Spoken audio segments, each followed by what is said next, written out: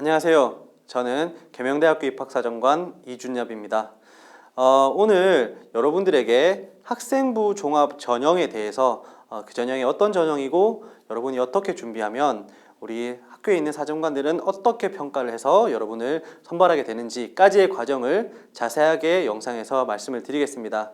그래서 이 영상을 여러분이 정말로 집중해서 들어주신다면 분명히 계명대학교 학생부 종합전형 지원함에 있어서 도움이 될 것을 제가 약속을 드리겠습니다. 자, 그러면 지금부터 학생부 종합전형에 대해서 설명을 드리겠습니다. 먼저 계명대학교 학생부 종합전형 안에 이제 세부 전형으로는 잠재능력 우수자 전형이 있고요. 그 다음에 고른기회 전형이 있습니다. 그리고 농어촌 학생 전형도 있습니다.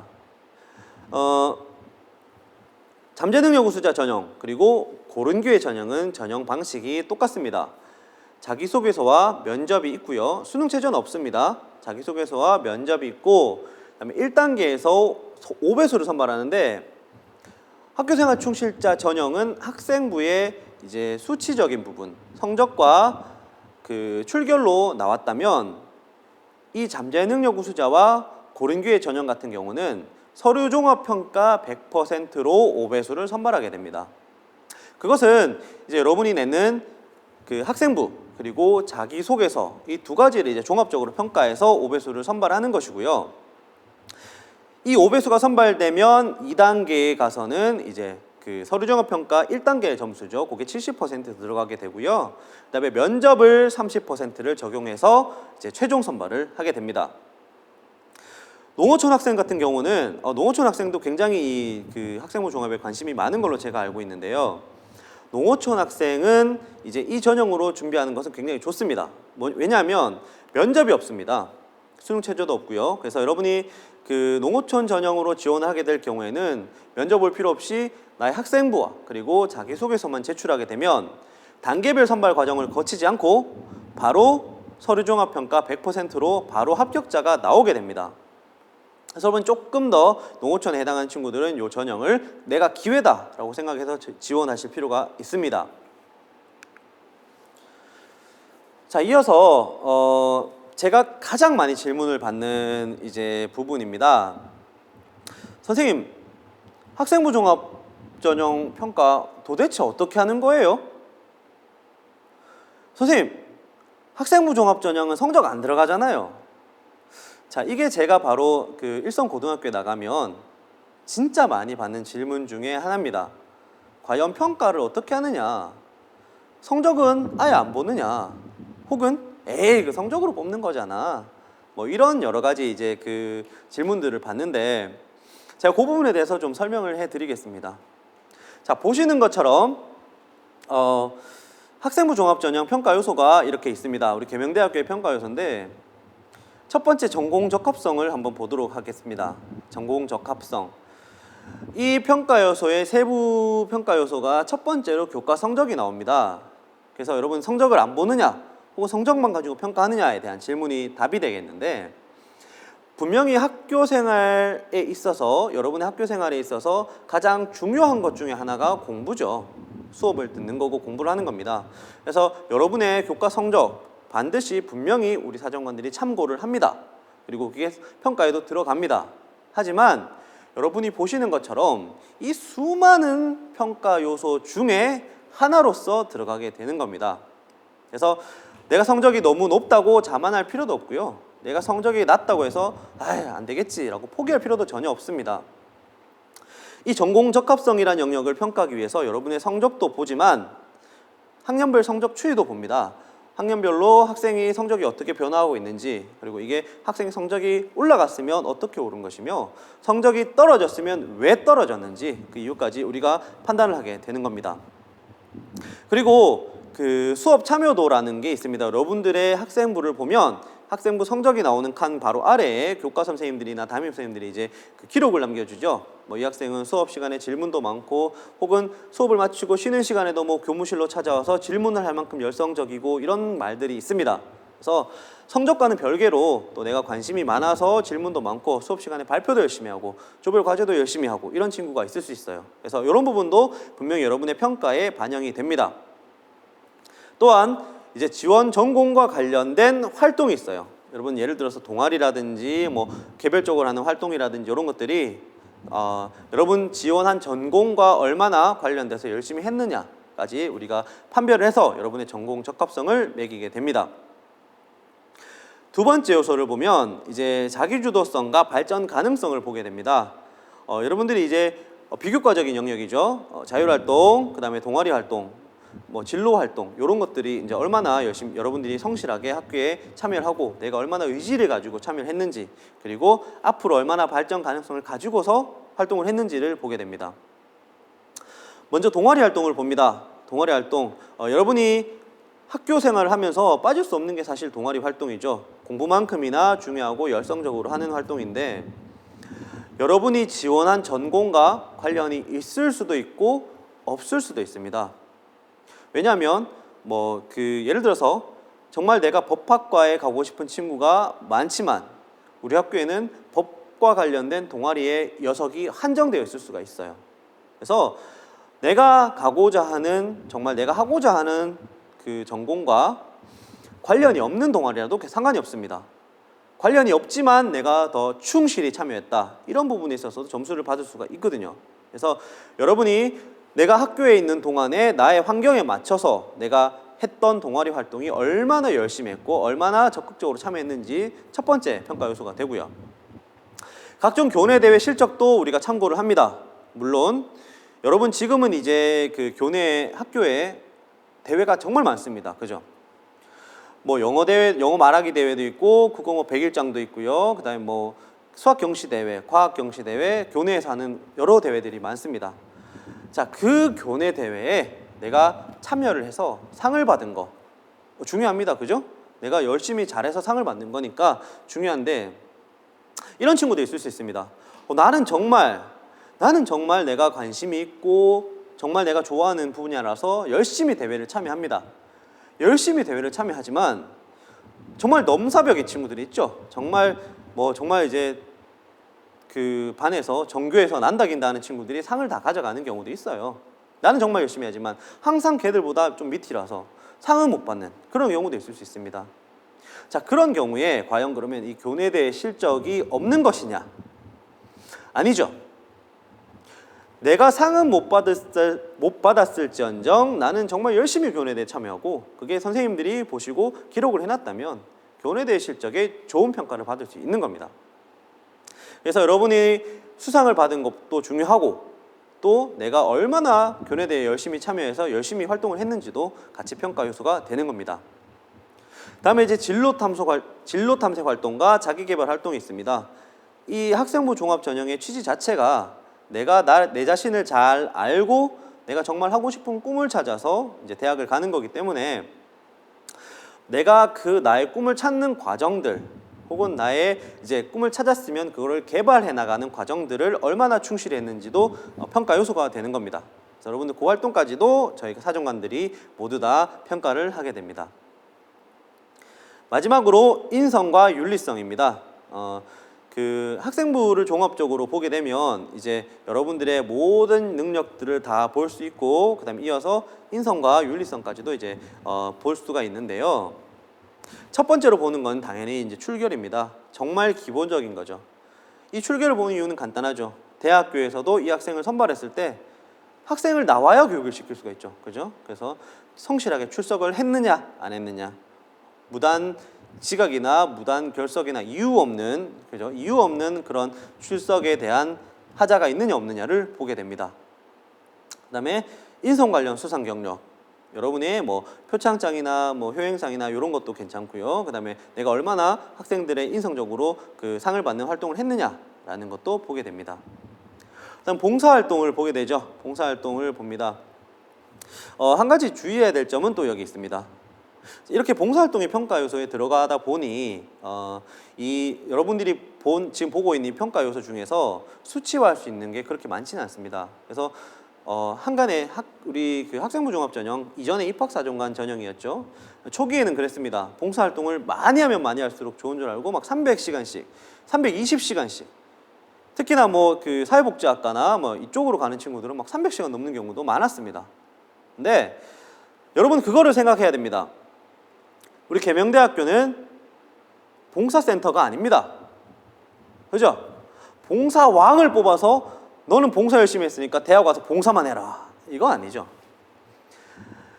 계명대학교는 대학교입니다. 그래서 봉사활동을 많이 해서 봉사를 많이 한 친구를 원하는 것이 아니라 내가 할 수 있는 만큼 봉사활동을 통해서 내가 얼마나 인성이나 윤리성을 길러왔는지 혹은 자아성찰을 했는지 그런 과정을 거친 학생들을 원하는 겁니다. 그래서 여러분이 봉사활동을 많이 했다고 해서 유리한 게 절대 아니고요. 내가 봉사활동을 시간이 100시간, 80시간, 60시간 이렇게 했더라도 그 봉사활동을 통해서 내가 얻은 게 많고 느낀 게 많아서 내가 성장을 했다면 충분히 좋은 점수를 받을 수가 있는 거죠. 독서활동도 마찬가지입니다. 물론 다독이면 좋습니다만 다독을 한다고 학업에 충실하지 않았던 친구는 그렇게 원하지 않습니다. 내가 다양한 분야의 독서를 하면서도 그런 과정을 통해서 내가 정말 배우고 느끼고 나의 성장과 발전을 했는 부분이 있는 친구들이 더 유리하게 되는 겁니다. 자, 마지막으로 리더십입니다. 리더십에 대해서도 학생들이 사실 오해하는 부분이 있습니다. 제일 큰 오해가 뭘까요? 그렇죠. 반장에 있는 친구들, 부반장에 있는 친구들, 동아리 부장에 있는 친구들, 그죠? 이런 친구들만 리더십 좋은 점수 주는 거 아니냐, 질문 굉장히 많이 받습니다. 자, 과연 어떨까요? 지금 여러분을 평가하게 되는 우리 사정관들, 계명대학교 입학사정관들도 물론 다 고등학교 생활을 해봤던 사람들이죠. 그래서 반장을 어떻게 뽑고 부반장을 어떻게 뽑고 그다음 동아리 부장이 어떻게 해서 되는지 다 알고 있습니다.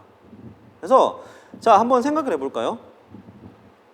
우리 반의 반장 한번 생각해 보십시오, 여러분. 우리 반의 반장, 우리 반의 부반장, 내가 있는 동아리의 부장 친구, 그 친구 리더십이 정말 뛰어난가? 한번 고민해 보세요. 뛰어납니까? 그죠? 물론 뛰어난 친구도 있을 수 있습니다.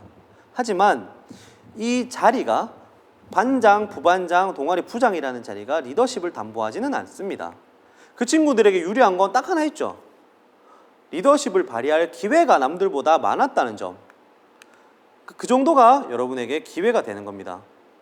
자, 그래서 이 학생들에게 리더십을 발휘할 기회가 많았던 만큼 사실은 그렇습니다.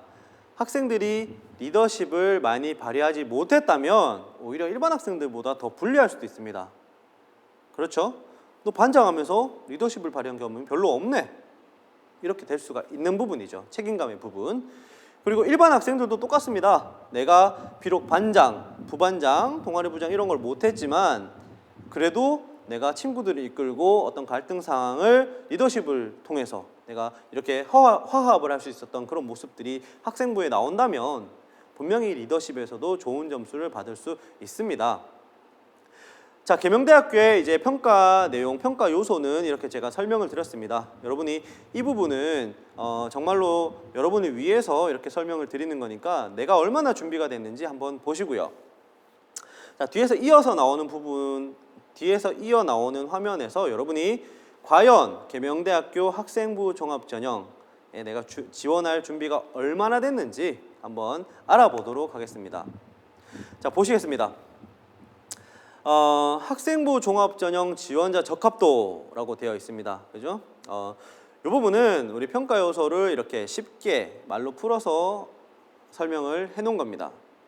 자, 먼저 첫 번째 세 문항부터 보겠습니다. 자, 여러분은 제 설명을 들으면서 과연 내가 지금 이 문항에 해당되는 내가 yes라고 말할 수 있는 문장이 몇 개 있는지 속으로 세면서 한번 따라와 보시기 바랍니다.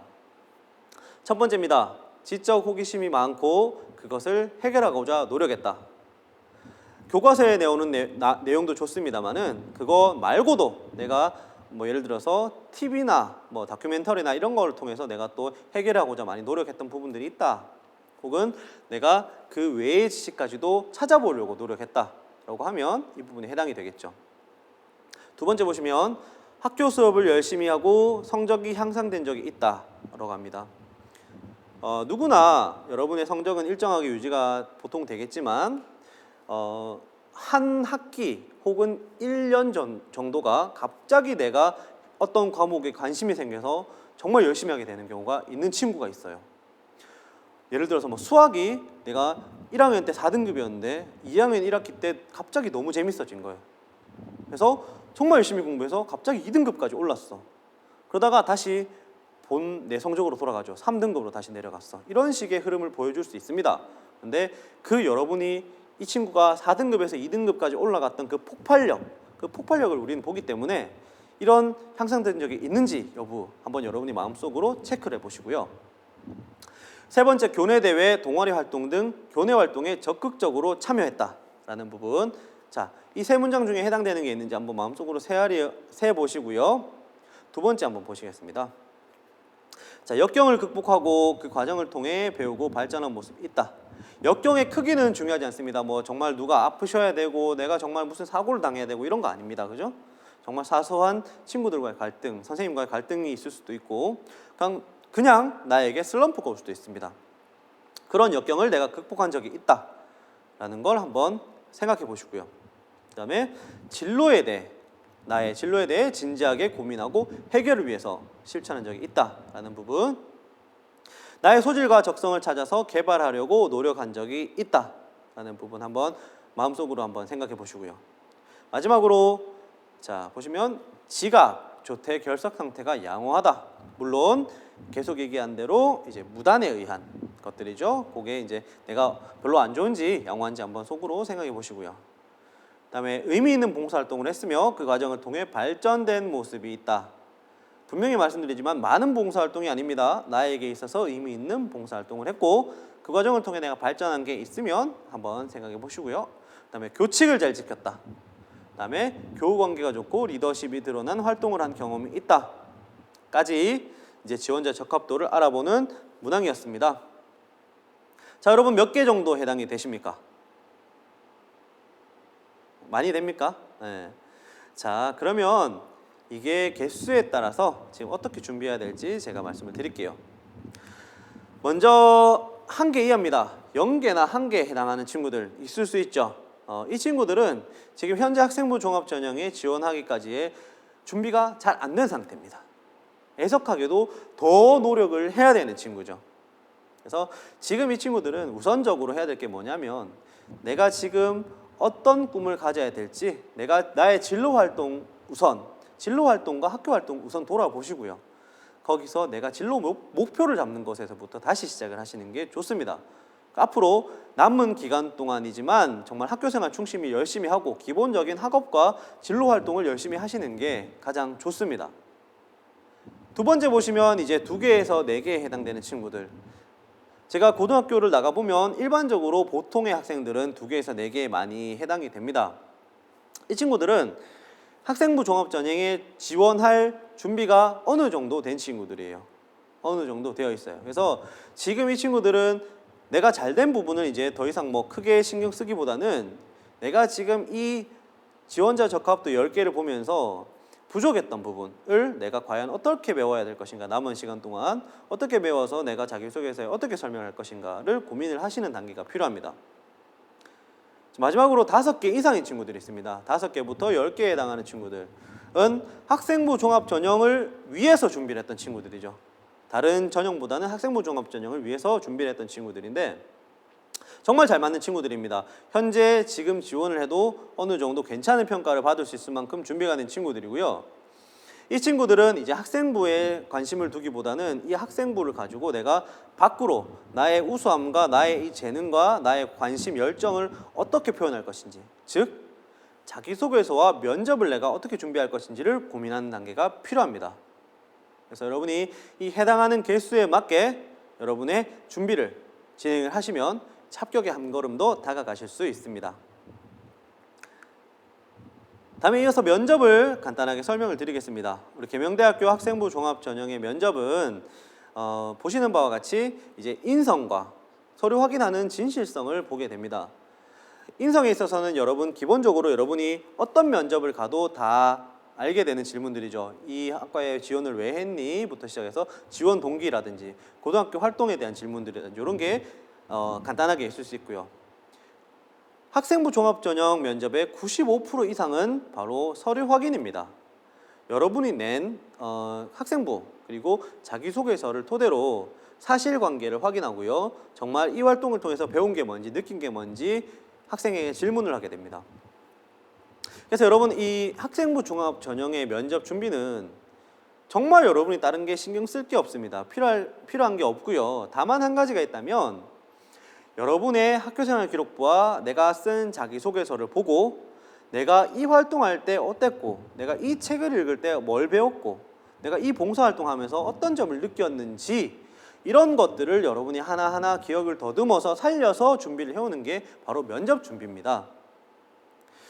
그리고 하나 더 말씀을 드리면 이 면접을 할 때 사실은 너무 안타까운 게 많은데 내가 하고 싶은 말도 많고 준비도 많이 했지만 면접을 여러분이 준비를 미리 모의 면접이라든지 이런 과정을 통해서 연습을 좀 하지 않으면 면접 현장에 막상 와서는 정말 내가 준비한 말들을 다 못하게 돼요. 그래서 너무 안타깝습니다. 이 영상을 보시는 친구들은 반드시 면접 오기 전에, 면접이 우리가 겨울에 있으니까 11월 달 있거든요. 그래서 면접 오기 전에 반드시 친구들끼리 혹은 선생님과 함께 혹은 부모님 가족과 함께 모의 면접을 연습을 꼭 하시길 바라겠습니다. 그래야지 여러분 정말 큰 거잖아요. 그죠? 대학이 걸린 정말 진학이 걸린 문제니까 반드시 연습을 하시고 오시길 바랄게요. 그래서 면접에 대한 내용은 이렇게 여러분이 냈는 서류에 의해서 질문을 하게 되니까 내 서류를 정말 꼼꼼하게 다 읽어보고 이렇게 오시면 됩니다. 면접은 면접관 2명 혹은 3명이 들어가게 되고요. 시간은 10분 내외 정도가 됩니다. 보통은 한 8분 내외 정도로 보시면 될 것 같습니다. 다음 이어서 자기소개서를 간단하게 말씀을 드리겠습니다. 자기소개서에 대한 영상도 따로 업데이트가 되겠지만 간단하게 우리 계명대학교는 대교협회, 한국대학교육협의회의 공통문항 세문항만을 사용을 합니다. 모든 학생들이 나는 정말 뛰어나고 난 정말 이게 우수하고 난 정말 준비 잘 되어 있고 이런 학생입니다 라고 어필을 합니다. 근데 과연 그걸 우리가 다 믿을 수 있느냐의 문제죠. 그래서 여러분이 나의 자소서가 평가하는 평가위원들에게 신뢰감을 주기 위해서는 학교생활 기록부에 있는 글감을 가져오시는 게 좋습니다. 예를 들어서 자소서 1번 문항이죠. 1번 문항에 정말 쓸 게 없어서 모의고사 성적을 많이 얘기를 하는 친구들이 좀 꽤나 있습니다. 가만히 보니까 내가 1번에 뭘 쓰긴 써야겠고, 그죠? 내 성적표를 보니까 내신 성적에서 올린 게 별로 없고, 그래서 모의고사 성적을 얘기를 합니다. 하지만 모의고사 성적은 우리 사정관들이 확인할 방법이 없습니다. 그래서 그 부분을 확인할 수 없는 부분은 우리는 제외시켜 놓고 보기 때문에 여러분이 정말 중요한 거 나의 학교생활 기록부에 있는 내용으로 글감을 잡을 것. 2번째입니다. 나의 강점과 약점을 잘 파악해야 됩니다. 방금 말씀드렸다시피 모든 학생들이 다 나의 장점, 강점만을 얘기합니다. 하지만 자기소개서에 있어서 내가 남들과 좀 차별화를 두고 내가 좀 더 괜찮은 사람이다 라고 하는 거는 솔직함이죠. 나의 약점까지도 내가 잘 파악해서 내가 이런 강점이 있기 때문에 이런 강점으로 이 약점들을 극복하겠다 라고 적으시면 차별화가 되겠죠. 그래서 여러분 정말 나에 대해서 성찰을 많이 하시고 자기소개서를 적으시는 게 좋습니다. 자, 3번째로 경험하고 느끼고 배우고 성장한 점 위주로 적어라 하는 겁니다. 자기소개서의 공통문항의 질문을 보면 전부 다 배우고 느낀 점을 적으라고 되어 있습니다. 준비를 많이 한 친구들일수록 실수를 하는 경향이 많은 부분인데 활동을 내가 많이 해서 활동을 쭉 나열해서 쓸 필요가 전혀 없습니다. 저는 이 대회도 참가했고요. 이 대회도 참가했고요. 여기 봉사활동도 갔고요. 여기 봉사활동도 갔고요. 이 책도 읽었고요. 막 이렇게 막 나열하는 게 여러분 능사는 아닌 거죠. 왜냐하면 그 내용들은 다 어디 있습니까? 학교생활 기록부 안에 있습니다. 그래서 우리가 학교생활 기록부를 통해서 다 확인할 수 있는 부분이기 때문에 우리는 이 자기소개서는 학교생활 기록부에 있는 활동을 할 때 여러분들이 배우고 경험하고 느끼고 성장한 점에 포커스를 맞춥니다. 그래서 그 내용을 적는 게 가장 중요합니다. 마지막으로는 정말 진솔하고 담백하게 적을 것.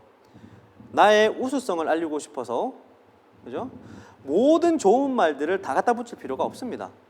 정말 담백하고 깔끔하게 적으시는 게 오히려 이 평가위원들의 눈을 사로잡을 수가 있습니다. 그래서 여러분이 꼭 이 과정을 통해서 내가 정말 내 성찰을 많이 해서 나만의 이야기를 담아내시기를 바라겠습니다.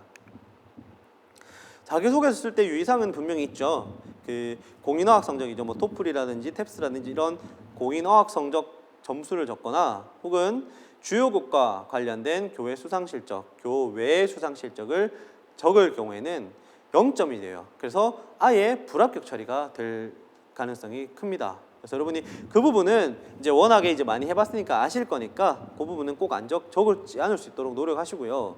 그 외에도 이제 사교육 유발 가능성, 이거 누가 봐도 사교육이 좀 유발될 여지가 있다라는 부분, 뭐 해외 봉사활동, 해외 어학연수를 간다든지 뭐 이런 것들이죠. 네, 그런 부분들은 아무리 많이 적어도 평가에 반영이 전혀 안 됩니다. 그 부분은 제외하고 우리가 보기 때문에 그 부분 여러분 주의해서 좀 적으시기 바라고요. 정말 그렇죠. 학교 생활에 있는 내가 학생부에 있는 내용 위주로 학교 생활에서 했던 거를 적으면 크게 이 부분은 다 문제가 될 게 없습니다.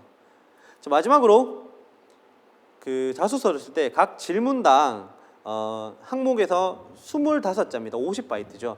그 이하로 작성된 경우는 서류 미비가 돼서 아예 우리 쪽으로 넘어오지도 않고 전산에서 불합격이 돼버립니다. 그래서 여러분 너무 급해서 작년에도 그런 경우 있었습니다. 그 원서를 접수해놓고 마지막까지 정말 마지막까지 내가 수정하다가 한 문항을 다 못 적어서 제출하는 바람에 이제 서류 미비가 돼서 탈락하는 친구들이 있었는데 정말 올해는 그러지 않도록 여러분이 원서 접수 기간 돼서 마지막 날까지 가지 말고 마지막 날 전날쯤에 내가 마무리 지을 수 있도록 준비를 잘 하시기를 바라겠습니다.